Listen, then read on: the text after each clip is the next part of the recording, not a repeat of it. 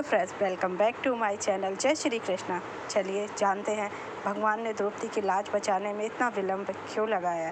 और चाहते तो शुरू में भी उसकी लाज बचा सकते थे। चलिए, महाभारत की कहानी में द्रौपदी का चीरहरण एक ऐसा अध्याय है जो बेहद आलोचनात्मक है, लेकिन इसमें भगवान श्री कृष्ण द्रौपदी को लेकर एक दृष्टिकोण भी देखा गया जो एक भगवान और भक्त के अनोखे रिश्ते को बताता है। महाभारत अनेक अद्भुत घटनाओं का संग्रह। इसमें एक ऐसी घटना है जिसे द्रौपदी की साड़ी को अनंत बना दिया, लेकिन उससे पहले जानते हैं कि श्री कृष्ण और द्रौपदी से जुड़ी ये घटना एक भगवान और भक्त के रिश्ते को कैसे दिखलाती। जब युधिष्ठिर द्रौपदी को दांव पे हार गए और दुशासन को बोला गया, जाओ द्रौपदी को पकड़ के लाओ, बालों से घसीट कर जबते हुए लाकर सभा में उसका अपमान किया, जिसमें कि दुर्योधन ने कहा कि दासी को मेरी जंघा पे बैठ जाना चाहिए, और कर्ण ने कहा कि 5 पतियों के कारण होने के कारण तुम्हारा मान ही क्या, अपमान के तुम तो वेश्या हो। तो द्रौपदी ने सभा में बैठे सभी बड़े बुजुर्गों से मदद की गुहार लगाई, लेकिन पितामह भीष्म, द्रोणाचार्य, विदुर जैसे न्यायकर्ता और महान लोग भी अन्याय होते देख भी मुंह झुका बैठे गए। और वहाँ से भी तब दुशासन ने द्रौपदी की साड़ी को खींचना शुरू किया। द्रौपदी की उम्मीद थी कि उसके इतने बड़े लोग हैं, वो इसकी लाज बचाएंगे, लेकिन किसी ने नहीं किया। तो द्रौपदी ने अपनी पूरी ताकत झोंक दी अपनी लाज बचाने के लिए। उसके 5 पति हैं और सभी विश्व विजेता हैं, लेकिन किसी ने उसकी मदद नहीं की। लेकिन जब वह सफल नहीं रही तो उसने श्री कृष्ण को पुकारना शुरू किया।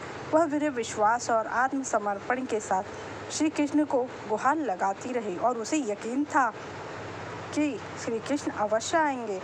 जब द्रौपदी ने अपनी आखिरी आस के साथ भगवान श्री कृष्ण की शरण ली तो भगवान श्री कृष्ण ने द्रौपदी की प्रार्थना का उत्तर दिया और उसकी साड़ी अनंत बना दिया। दुशासन द्रौपदी की साड़ी खींचता गया, लेकिन साड़ी खत्म होने का नाम ही नहीं ले रही थी। अंततः दुशासन थक हार कर बेहोश हो गया।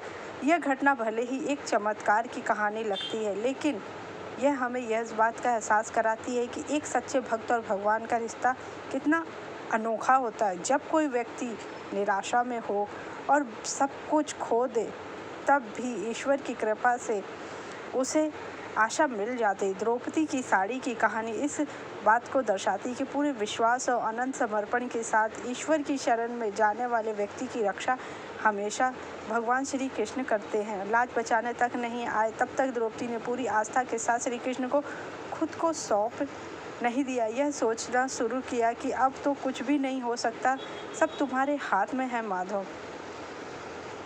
पौराणिक कथा की बात करें तो कहते हैं कि श्री कृष्ण द्वारा द्रौपदी की लाज बचाने के पीछे 2 कारण। श्री कृष्ण ने द्रौपदी को जान पहचान होने के कारण कोई लाभ नहीं दिया, बल्कि द्रौपदी को उसके ही 2 पुण्य कार्यों के फलस्वरूप ये मदद की थी। उसकी साड़ी अनंत जितनी लंबी हो गई।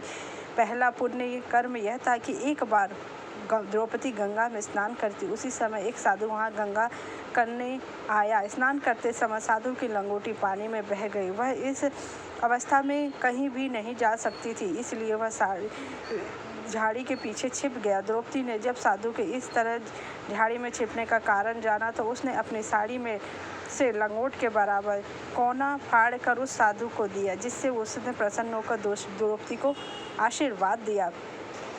दूसरी कथा के अनुसार जब श्री कृष्ण ने सुदर्शन चक्र से शिशुपाल का वध किया तो सुदर्शन चक्र से उनकी उंगली कट गई और रक्त बहने लगा। यह देखकर द्रौपदी ने अपनी साड़ी फाड़कर श्री कृष्ण की उंगली पर बांध दी। श्री कृष्ण पर यह कर्ज के समान था और उन्होंने इसके लिए द्रौपदी से कहा था कि एक दिन अवश्य तुम्हारी साड़ी की कीमत अदा करूँगा। जितनी इसमें धागे हैं उतनी साड़ी मैं तुम्हें अवश्य दूंगा। इन्हीं कर्मों का परिणाम था कि द्रौपदी की साड़ी अनंत होती गई।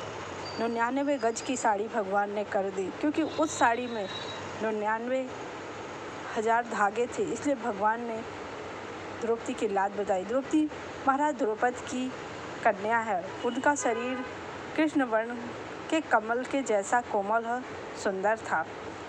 इन्हें कृष्णा भी कहा जाता है। इनका स्वरूप और लावण्य अनुपम अद्वितीय है।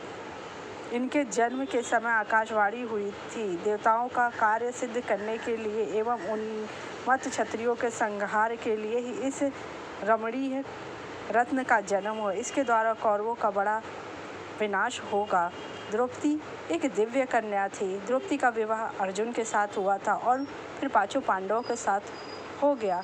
अगर आपको मेरी जानकारी अच्छी लगी तो मेरे चैनल को लाइक कीजिए, सब्सक्राइब कीजिए, शेयर कीजिए। जय श्री कृष्णा।